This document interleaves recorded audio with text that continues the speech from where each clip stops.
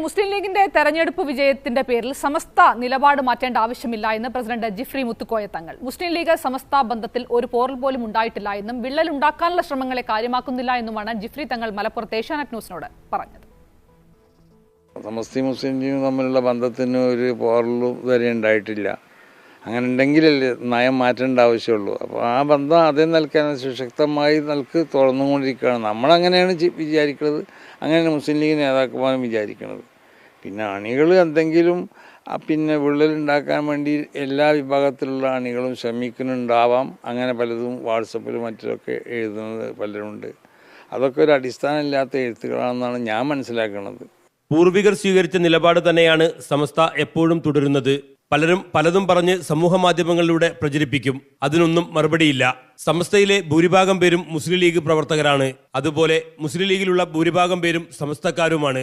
സമസ്ത രാഷ്ട്രീയത്തിൽ ഇടപെടാറില്ലെന്നും ജിഫ്രി തങ്ങൾ പറഞ്ഞു. നമ്മളതിലൊന്നും ആവശ്യമില്ലാതെ കൈ കടത്തും. സമസ്ത രക്ഷപ്പെടുന്ന അല്ലെങ്കിൽ സമസ്ത പ്രവർത്തിച്ചുകൊണ്ടിരിക്കുന്ന ഒരു വിശുദ്ധമായ ഒരു ആദർശമുണ്ട്. ആ ആദർശത്തിന് ആര് കുഴൽ വെച്ചാലും അതിനെതിരിൽ അങ്ങനത്തെ ഒന്നും ഇവിടെ ഉണ്ടായിട്ടില്ലല്ലോ. പൊന്നാനിയിൽ മത്സരിച്ച ഇടതു സ്ഥാനാർത്ഥി KS ഹംസയ്ക്ക് സംസ്ഥയുടെ പിന്തുണയുണ്ടായിരുന്നുവെന്ന പ്രചാരണവും ജിഫ്രി മുത്തുക്കോയ തങ്ങൾ തള്ളി.